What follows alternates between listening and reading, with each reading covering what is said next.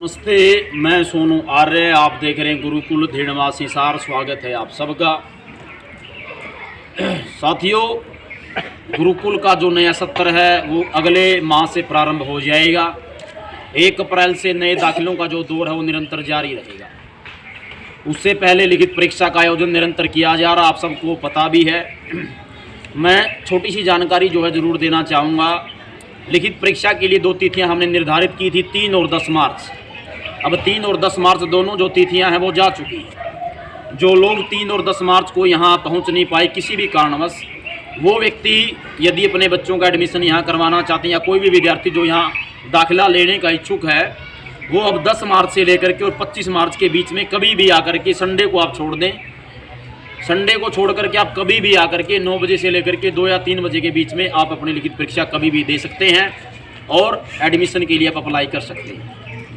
जिसमें परीक्षा देने के लिए आप आएंगे, आपको किसी डॉक्यूमेंट की आवश्यकता नहीं है। आप आराम से आकर के और अपनी परीक्षा आप दे सकते हैं। आज की जो वीडियो है आप देख पा रहे होंगे, मेरे चारों तरफ जो है गुरुकुल के कुछ विद्यार्थी बैठे हुए हैं। मैं इन विद्यार्थियों के अनुभव आप सबसे साझा करना चाहता था। इन विद्यार्थियों को लगभग 1 साल यहाँ बीत गया है। इस 1 साल में, बीते 1 साल में इन्होंने यहाँ क्या सीखा, किस तरह का जो है प्रशिक्षण इनको दिया गया, इनके जीवन में क्या बदलाव आया, यहाँ आने से पूर्व इनकी दिनचर्या क्या थी, अब इन बच्चों में कितना निखार आया है, क्या ये चीज़ें सीख रहे हैं, और गुरुकुलीय शिक्षा पद्धति में और स्कूली शिक्षा में इन बच्चों को क्या अंतर लगा, इन सारे प्रश्नों के उत्तर मैं इन बच्चों से साझा करना चाहता हूँ। इनसे पूछना मैं चाहता हूँ कि आखिरकार इनको गुरुकुल का जो वातावरण वो कैसा लगता है। इन सारे प्रश्नों के उत्तर इन बच्चों से पूछेंगे, क्योंकि बच्चे जो है जिज्ञासु प्रवृत्ति के होते हैं। छात्रों से पूछ पाना ये बड़ा असंभावी भी है, बहुत आवश्यक है कि बच्चे अपने विचार साझा करें, ये आपको बताएं कि क्यों गुरुकुलीय शिक्षा पद्धति वर्तमान समाज में आवश्यक है। तो आइए कड़ी को प्रारंभ करते हैं। विद्यार्थियों से उनके अनुभव पूछते हैं, अनुभव आप सबसे साझा करते हैं और उनसे हम परामर्श भी लेंगे कि क्या और अच्छी चीज़ें हैं जो यहाँ इंक्लूड की जा सकती, जिनसे छात्रों को और ज़्यादा उनका लाभ बच्चे ले सकें। आइए प्रारंभ करते हैं वीडियो को। तो सबसे पहला प्रश्न करते हैं पुरुषोत्तम आर्य जी से। मैं छोटा सा परिचय इनका देना चाहूँगा। पुरुषोत्तम आर्य जी 8वीं कक्षा के विद्यार्थी हैं और आप बहुत दूर से, महाराष्ट्र प्रांत से आप जो है आए हैं और यहाँ से लगभग 2-2.5 किलोमीटर आपका जो है जो घर है वो यहाँ से पड़ता है। तो आइए सवाल करते हैं पुरुषोत्तम जी से। पुरुषोत्तम जी, सर्वप्रथम आपका चैनल पे स्वागत करते हैं। आपसे हम ये जानना चाहेंगे कि यहाँ आने से पूर्व आपकी दिनचर्या कैसी थी, यहाँ आने के बाद में आप में क्या परिवर्तन आए, ये बताइए पहले तो आप। पहले तो मैं घर पे 7 बजे उठा करता, उठ के मैं स्कूल जाके फिर घर पे आता था, फिर ट्यूशन, और ये यहाँ पर गुरुकुल में सुबह 6 बजे उठ के पहले पढ़ाई, फिर सफाई, फिर नहाना धोना, फिर यज्ञ करना, फिर प्रार्थना, फिर नाश्ता, ये पूरी दिनचर्या है। मैं आपसे ये जानना चाहता हूँ, यहाँ आने से पूर्व आपकी जो घर में आप जब रहते थे वहाँ आपकी दिनचर्या कैसी थी, और गुरुकुल में आने के बाद आपकी दिनचर्या में क्या व्यापक परिवर्तन आप आया कि वहाँ आप देरी से उठते थे, यहाँ बहुत जल्दी आपको उठाया जाता है, उसके बाद आप जो है नाश्ता इत्यादि करते थे, व्यायाम इत्यादि से आपका कोई इन चीज़ों से आपका कोई लेना देना नहीं। तो मतलब मैं ये जानना चाहता हूँ कि यहाँ और वहाँ की दिनचर्या में कितना अंतर आप महसूस करते हैं। वहाँ की दिनचर्या में तो यह था कि हर चीज़ लेट है और यहाँ पर हर चीज़ समय से करनी है हमें। जी, अच्छा, अगला सवाल जो है एक छात्र और मेरे जो है दाईं ओर बैठे हैं उनसे मैं जानना चाहूँगा, उनसे मैं पूछना चाहूँगा। आपका नाम लोहिताक्ष आर्य है और आप जो है 6वीं कक्षा के विद्यार्थी यहाँ हैं। बड़े होनहार विद्यार्थी, पहले भी जो है काफ़ी वीडियोज़ में आप जो आ चुके हैं। और मैं आपसे श्रीमान ये जानना चाहूँगा कि गुरुकुलीय शिक्षा पद्धति में और स्कूली शिक्षा में आपको क्या अंतर दिखाई देता है।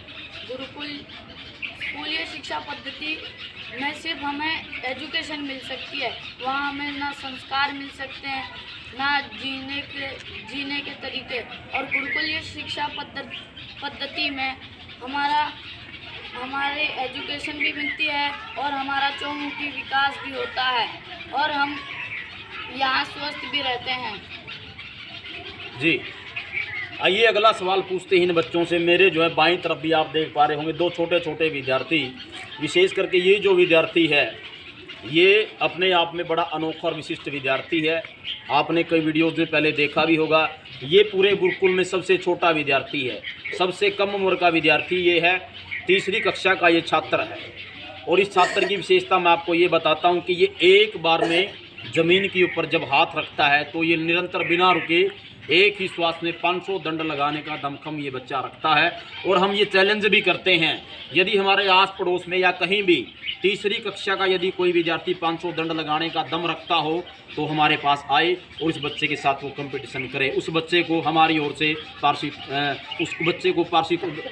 हमारी ओर से उस बच्चे को जो है कुछ ना कुछ इनाम स्वरूप कुछ ना कुछ दिया जाएगा, यदि वो बच्चा हमारे छात्र को दंड लगाने में परास्त कर देगा। आइए इन महानुभाव से भी पूछते हैं कि आपने यहाँ रह करके क्या सीखा। श्रीमान जी, आपसे हम ये जानना चाहेंगे, आप जब यहाँ आए थे तो क्या आपको व्यायाम करना आता था, क्या आपको संध्या आती थी, क्या आपको यज्ञ आता था, क्या इन सारी चीज़ों से आपका कोई लेना देना था? यहाँ आकर के आपने क्या सीखा और अब आप क्या कर सकते हैं? जी, मैं मुझे आकर यहाँ पर व्यायाम करना सीखा। मुझे बेरे नहीं था, दंड क्या होती है, यज्ञ क्या होता है, संध्या क्या होती है, व्यायाम क्या होता है, स्कूल कब लगता है, उठता कब हूँ, इस सब यहाँ पर आके सीखेगा। अच्छा, अब जो है कई लोग ये कहते हैं कि ये संभव नहीं है, तो आप बता सकते हैं कि एक बार में आप कितनी दंड लगा सकते हैं कम से कम? मैं घर से आकर यहाँ पर 500 दंड एक साथ में एक जोश में लगा सकता हूँ। अगला सवाल और बच्चों से पूछते हैं, बच्चों से थोड़ा सा और हम जानना चाहेंगे। पुनः आपसे हम जो एक सवाल लेते हैं, वर्तमान व्यवस्था में दो चीज़ें हैं। एक तरफ कॉन्वेंट स्कूलों की पढ़ाई है, वहाँ इंग्लिश माध्यम है, बच्चे जो है बड़ी तेज़ तर्रार तरीके से वो इंग्लिश बोलते हैं। और एक तरफ गुरुकुलीय शिक्षा पद्धति है, यहाँ जो है संस्कार भी हैं, यहाँ नैतिकता भी है, यहाँ जीवन मूल्य और संस्कृति के ऊपर जो है फोकस भी किया जाता है, क्योंकि यहाँ जीने की जो है कला बच्चों को सिखाई जाती है। तो आपके अकॉर्डिंग, आपके अनुसार आप किस व्यवस्था को ज़्यादा बेहतर मानते हैं, गुरुकुलीय शिक्षा पद्धति या कॉन्वेंट स्कूलों की शिक्षा पद्धति? मैं गुरुकुलीय शिक्षा पद्धति को ज़्यादा अच्छा मानूंगा, क्योंकि यहाँ पर संस्कार, व्यायाम, वेद, यज्ञ, संध्या करना संस्कार पूरी तरह से हमें मिलते हैं। और वही कॉन्वेंट स्कूल में वहाँ पर ना संस्कार होते हैं, ना व्यायाम, ना यज्ञ, संध्या, वहाँ पर सिर्फ एजुकेशन है। और एजुकेशन के साथ संस्कार भी जरूरी है, और संस्कार चाहिए तो हमें गुरुकुलों में पढ़ना पड़ेगा। बहुत सुंदर बात इस विद्यार्थी ने कही कि education you can earn any way. Education आप कहीं से भी ले सकते हैं। जगह जगह बहुत बड़े बड़े जो है स्कूल आज चल रहे हैं, कॉन्वेंट स्कूल, और अधिकतर स्कूलों में तो हम ये देख पा रहे कि वहाँ ईसाई बनने की शिक्षाएं निरंतर अंग्रेजी शिक्षा के माध्यम से बच्चों को दी जा रही है। तो यदि आपको गुरुकुलीय शिक्षा पद्धति की ओर लौटना है, यदि आप चाहते हैं कि आपके बच्चों का भविष्य सुदृढ़ बने, आपकी संस्कृति, आपकी सभ्यता, आपके प्राचीन जीवन मूल्य, वो सारी चीज़ें सुरक्षित रहें, तो निसंदेह गुरुकुलीय शिक्षा पद्धति की ओर आपको लौटना होगा, अन्यथा आपके पास कोई विकल्प नहीं है। मैं एक प्रश्न और इन छात्रों से पूछना चाहता हूं, थोड़ा सा और इन बच्चों को कुरे देते हैं। अगला सवाल लेते हैं लोहिताक्ष आर्य जी से। आप जो है इंग्लिश माध्यम स्कूल में पढ़ते थे और इंग्लिश के आप छात्र थे। यहाँ अध्ययन के रूप में अंग्रेजी भाषा जो है सामान्य एक सब्जेक्ट के रूप में यहाँ पढ़ाई जाती है, तो क्या आपको ऐसा लगता है कि अंग्रेजी माध्यम में पढ़ने वाले बच्चे संस्कृत पढ़ने वाले बच्चों से पिछड़ जाते हैं? क्या लगता है? संस्कृत पढ़ने वाले अपनी वेदों को पढ़ सकते हैं, वही इंग्लिश पढ़ने वाले सिर्फ ईसाइयों की किताबों को ही पढ़ सकते हैं, और अंग्रेजी माध्यम में पढ़कर वो भी अंग्रेज जैसे ही बन जाते हैं। चलिए, बहुत अच्छी बात आपने कही है। अंग्रेजियत का प्रभाव जो है, देखिए हम ये नहीं कहते कि आप अपने बच्चों को अंग्रेजी मत पढ़ाइए। अंग्रेजी आज के समय में ज़रूरत के हिसाब से बहुत आवश्यक है, लेकिन कम से कम आप उन चीज़ों को भी न भूलिए। संस्कृत जो है सभी भाषाओं की जननी मानी जाती है, और संस्कृत को जो है देव भाषा भी कहा गया है। इसलिए संस्कृत समजमाकृत या संस्कृति समजमाकृति, जिसे परमात्मा ने बनाया, जिसे विधाता ने बनाया, उसको संस्कृति कहते हैं। इसलिए बाह्य आक्रमणों को यदि रोकना है तो सारी चीज़ों को लेकर के, और विशेष बात मैं ज़रूर यहाँ कहना चाहूँगा कि हम अधिकतर लोग आप देखते हैं कि मुस्लिम संप्रदाय के लोग आज जगह जगह जो है कहीं भी इकट्ठे होकर के वो रोड के ऊपर नमाज़ पढ़ रहे हैं। बहुत भारी संख्या में रेलवे स्टेशन के ऊपर वो लोग नमाज़ पढ़ रहे हैं, और इन चीज़ों का जो है कहीं ना कहीं बहिष्कार लोग कर रहे हैं। धर्म जो है, धर्म व्यक्तिगत चीज़ है और ये मेरा देश जो है ये धर्मनिरपेक्ष देश है।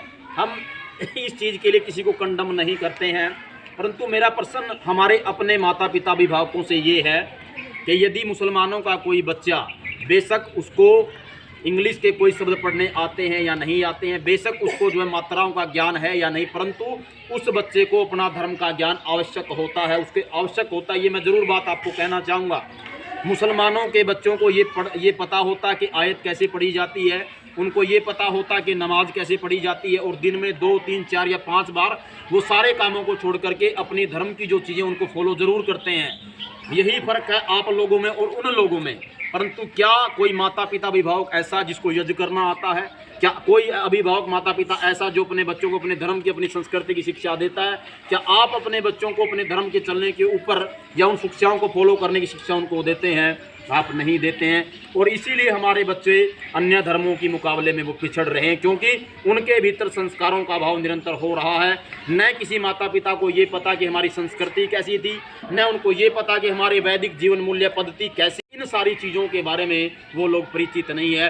और इसी का दुर्भाग्य ये है कि हमारे बच्चों में नैतिकता का अभाव है, उसमें संस्कारों का अभाव है। तो आज की ये छोटी सी पेशकश थी। मैं अवश्य आपसे कहना चाहूँगा, अपने बच्चों को आप भी अन्य धर्मों के लोगों की भांति अपने बच्चों को धर्म की शिक्षा दीजिए।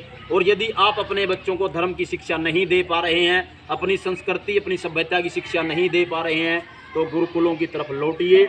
यदि आप अपने बच्चों को समय रहते नहीं चेताएंगे तो आपकी संस्कृति मिट जाएगी, आपकी सभ्यता का लोप हो जाएगा। और जो संस्कृति, जो सभ्यता या देश, जो राष्ट्र अपने पूर्वजों को याद नहीं करता, अपनी संस्कृति का भान जिन लोगों को नहीं रहता है, उन लोगों के चित्र दुनिया के नक्शे से मिटा दिए जाते हैं। इसलिए गुरुकुलीय शिक्षा पद्धति बेहद आवश्यक है। यत्र तत्र जहाँ तहाँ देश में जगह जगह जो है गुरुकुलों का संचालन हो रहा है। कुछ गुरुकुल जो है वो आर्ष पद्धति पे चलाए जा रहे हैं और कुछ गुरुकुल अनार्ष पद्धति पे चलाए जा रहे हैं। यदि आप स्कूली शिक्षा भी देना चाहते हैं तो भी आपका स्वागत है। यदि आप केवल संस्कृत के पठन पाठन के ऊपर फोकस करना चाहते हैं तो भी आपका स्वागत है, परंतु गुरुकुलों की तरफ लौटिए। दूसरी मुख्य बात ये भी है कि जितने गुरुकुलों का संचालन वर्तमान में हो रहा है, केवल मात्र दान पे चलने वाली ये सारी की सारी संस्थाएं हैं, अन्यतर इनके पास कोई विकल्प नहीं है। यदि गुरुकुलों को आप दान देंगे तो ये संस्थाएं जीवित रहेगी और आपकी संस्कृति भी जीवित रहेगी। और यदि आपने गुरुकुलों को दान देना, चंदा देना बंद कर दिया तो फिर आपकी संस्कृति भी विलुप्त हो जाएगी, आपकी सभ्यता का भी मन हो जाएगा। और एक दिन वो भी आएगा जब आप लोग स्वयं को न हिंदू कह पाएंगे, न सनातनी कह पाएंगे और न स्वयं को आर्य कह पाएंगे। इसलिए ऋषि दयानंद की मान्यताओं का प्रचार प्रसार हम करते हैं। समस्त राष्ट्र को विश्व गुरु बनाने का हमारा संकल्प है, और वो तभी होगा जब युवाओं में चरित्र निर्माण और जीवन संबंधी वैदिक संस्कृति और सभ्यताओं का पालन करने के लिए उन बच्चों को चलने के लिए प्रेरित किया जाएगा। जब उनके पास ज्ञान होगा तभी जाकर के वो अपनी संस्कृति, अपनी सभ्यता, अपनी जीवन मूल्यों का रक्षण वो लोग कर पाएंगे। तो आइए ऋषियों के दिखाए मार्ग पर चलते हैं। युवाओं को चरित्र निर्माण की जो है पाठ उन सबको पढ़ाते हैं। समस्त विश्वों के कल्याण की प्रार्थना हम करते हैं। सबको नमस्ते। और मैं पुनः बता देता हूं, लिखित परीक्षा यदि आप देना चाहते हैं, गुरुकुल में एडमिशन आप बच्चों का करवाना चाहते हैं तो ये समय उपयुक्त है। गुरुकुल में आइए, अपने बच्चों की लिखित परीक्षा आप दिलाइए और हमारे चैनल को लाइक और सब्सक्राइब करते रहिएगा।